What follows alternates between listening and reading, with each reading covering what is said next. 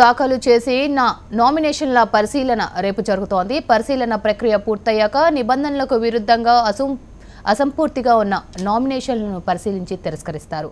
28వ తేదీ మధ్యాహ్నం 3 గంటల వరకు నామినేషన్ల ఉపసంహరణకు గడువు ఉంది. నామినేషన్ల ఉపసంహరణ ముగిసిన తర్వాత ఏ నియోజకవర్గంలో ఎంతమంది అభ్యర్థులు బరిలో ఉన్నారనే అంశంపై స్పష్టత వస్తోంది. ఇక తర్వాత స్థానాల వారీగా పోటీలో ఉన్న అభ్యర్థులను ప్రకటించి వారికి గుర్తులను కేటాయిస్తారు. ఏపీ, తెలంగాణతో పాటు దేశవ్యాప్తంగా తొలి దశ ఎన్నికలు జరిగే 91 లోక్సభ నియోజకవర్గాల్లో ఏప్రిల్ 11న పోలింగ్ జరగనుంది. మే 23న కౌంటింగ్ నిర్వహించి ఫలితాలు ప్రకటిస్తారు. దేశవ్యాప్తంగా తొలి దశ ఎన్నికలు జరిగే 20 రాష్ట్రాల్లోని 91 లోక్సభ నియోజకవర్గాలకు ఈ నెల 18న ఎన్నికల సంఘం నోటిఫికేషన్ విడుదల చేసింది. ఏపీలోని 175 అసెంబ్లీ నియోజకవర్గాలు, 25 పార్లమెంటు స్థానాలు, తెలంగాణలోని 17 ఎంపీ సీట్లకు కూడా అదే రోజు నోటిఫికేషన్ విడుదలై నామినేషన్ల దాఖలు ప్రక్రియ ప్రారంభమైంది.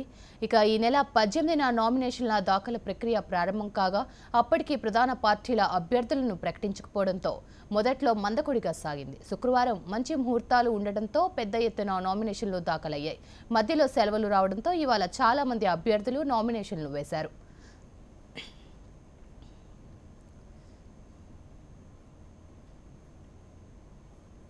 ఇక మొత్తానికి నామినేషన్ల పర్వం 3 గంటలకు పూర్తయింది. దీనికి సంబంధించిన మరింత సమాచారం ఇన్పుట్ ఎడిటర్ సత్యనారాయణ అందిస్తారు. సత్యనారాయణ, చెప్పండి.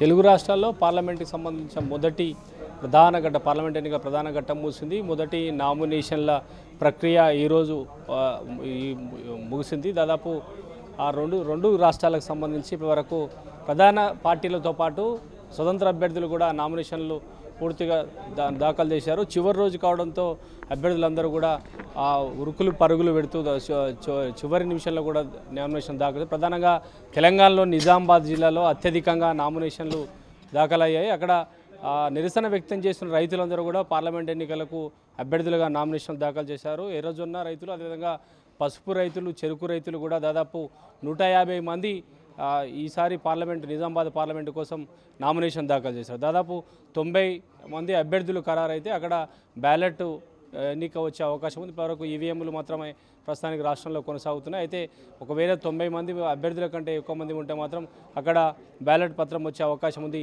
అక్కడ టీఆర్ఎస్తో పాటు బీజేపీ, కాంగ్రెస్ ఈ నిరసన వ్యక్తం చేసిన రైతులందరూ కూడా విడ్రా చేయించే అవకాశాలు కనబడుతున్నాయి. 3 పార్టీలు ప్రధానంగా రైతులతో ఎప్పటికప్పుడు చర్చలు జరుగుతున్నాయి. రైతులు మాత్రం ఇప్పటివరకు చెరుకు, ఎర్రజొన్న, పసుపు రైతులు అత్యధికంగా నామినేషన్ దాఖలు చేశారు.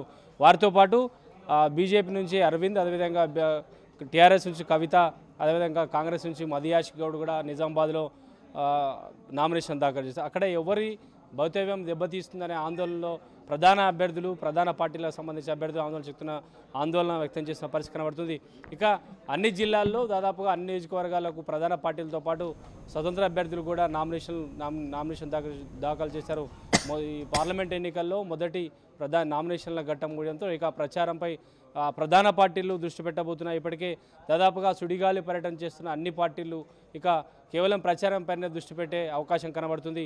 ఇటు అక్కడ ఆంధ్రప్రదేశ్లో అసెంబ్లీతో పాటు పార్లమెంటు, తెలంగాణలో 17 పార్లమెంటు స్థానాలకు నామినేషన్ల గడువు ముగిసినట్టే చెప్పచ్చు. శ్రవంతి. రైట్ సత్యనారాయణ. ఈ నామినేషన్ల ప్రక్రియకు సంబంధించి మరింత సమాచారం సాయి అందిస్తారు విజయవాడ నుంచి. Sai, over to you. Sravanthi, దాదాపుగా నామినేషన్ ప్రక్రియ మొత్తం ఈ రోజుతో కంప్లీట్ అయిపోతుంది. మరి కాసేపట్లోనే పూర్తిగా ఎవరెవరు నామినేషన్ వేశారనేది మొత్తం లిస్ట్ అంతా బయటికి రాబోతోంది. అయితే ముందుగా ప్రధాన పార్టీలని చూసుకుంటే టీడీపీకి సంబంధించిన అధినేత చంద్రబాబు నాయుడు 3 రోజుల క్రితమే కుప్పంలో నామినేషన్ వేశారు. చంద్రబాబు నాయుడు తరఫున అతని భార్య భువనేశ్వరి నామినేషన్ వేసింది. ఇక జగన్ వైసీపీ అధినేత జగన్ పులివెందుల్లో నామినేషన్ అదే రోజు 3 రోజుల క్రితం వేశారు. ఇక జనసేన పార్టీకి చెందిన జనసేన అధినేత పవన్ కళ్యాణ్ ఇటు భీమవరంలోను, ఇటు విశాఖపట్నం గాజువాకలోను రెండిట్లో ఒకే రోజు కూడా నామినేషన్ వేయడం జరిగింది. ఇక కాంగ్రెస్ పార్టీ ఏపీ అధ్యక్షుడు రఘువీరారెడ్డి కళ్యాణదుర్గం, అనంతపురంలో కావడంతో ఈరోజు ఆయన నామినేషన్ వేశారు. దాదాపుగా మంచి గడియలు మంచి ముహూర్తాలు చూసుకొని మొత్తం అందరూ కూడా నామినేషన్ ప్రక్రియను కంప్లీట్ చేశారు. అయితే ఈ 2 రోజులు కూడా నిన్న మొన్న 2 రోజులు సెలవు కావడంతో అంతకు ముందు రోజే మొత్తం అభ్యర్థులంతా కూడా ప్రధాన పార్టీల్లో పోటీదారులుగా ఉన్న అభ్యర్థులంతా కూడా ఆ రోజే కంప్లీట్ చేశారు. ఎందుకంటే ఆ రోజు మంచి రోజులు మంచి గడియలు ఉన్నాయని సమాచారం రావడంతో మొత్తం ఆ రోజే అంతా మొత్తం నామినేషన్ కంప్లీట్ అయిపోయాయి. అయితే మిగిలిన ఈ రోజు ప్రస్తుతం మనం విజయవాడలో ఉన్నాం. అయితే కృష్ణా జిల్లాని చూసుకుంటే విజయవాడలో అయితే మొత్తం నామినేషన్ ప్రక్రియ ప్రధాన పార్టీలన్నీ కూడా పూర్తి చేశాయి. అయితే కాంగ్రెస్ పార్టీ బీజేపీ నేత అయితే ఇవాళ నామినేషన్ వేశారు కూడా. అయితే ఇప్పుడు ప్రస్తుతానికి అయితే ఉదయం నుంచి చూసుకుంటే ఇటు మచిలీపట్నంలోని వైసీపీ అభ్యర్థులు నామినేషన్ వేశారు. అలాగే విజయవాడ పార్లమెంటు పరిధిలో చూసుకుంటే కాంగ్రెస్ పార్టీ అభ్యర్థులు అలాగే తిరువురు అభ్యర్థులంతా కూడా ఈ రోజే నామినేషన్ వేసిన పరిస్థితి. ఈ రోజు దాదాపు 2 గంటలకే పూర్తిగా నామినేషన్ ప్రక్రియ పూర్తిగా కంప్లీట్ అయిపోయింది. అంటే ఈ రోజు నుంచి కరెక్ట్గా 2 రోజుల్లో నామినేషన్ సంబంధించిన పూర్తిగా స్క్రూటినీ ఉంటుంది. స్క్రూటినీ అనంతరం 3 రోజుల తర్వాత నామినేషన్ విత్డ్రాకి కూడా సమయం ఉంటుంది. ఈ లోపు ఎవరైనా నామినేషన్ వేస్తే వారు విత్డ్రా చేసిన అవకాశం కనబడుతుంది. మొత్తం ఈ ప్రధాన పార్టీలకు పోటీగా ఎంతమంది నామినేషన్ వేశారు, రెబల్స్గా ఎంతమంది బరిలో నిలబడ్డారు అనేది అయితే పూర్తిగా తెలియాలంటే సాయంత్రం 6 గంటల వరకు వేచి చూడాల్సి ఉంటుంది. ఎందుకంటే మొత్తం కూడా పార్టీలో టికెట్ ఆశించి భంగపడిన అనేక మంది కూడా నామినేషన్స్ వేసినట్టుగా కూడా మనకి సమాచారం వస్తుంది. ముఖ్యంగా ఈ ఎలక్షన్ చాలా కీలకం. గతంలో కూడా కేవలం 100 ఓట్ల మెజార్టీతో గెలిచిన అభ్యర్థులు, 100 ఓట్ల తేడాతో ఓడిపోయిన అభ్యర్థులు అనేక మంది ఉండడంతో ప్రతి ఒక్క నామినేషన్ కూడా చాలా కీలకంగా మారుతోంది. అభ్యర్థుల్ని రైట్ సాయి. బులెటిన్లో ఇప్పుడు ఒక స్మాల్ బ్రేక్ తీసుకుందాం. ఇచ్చాను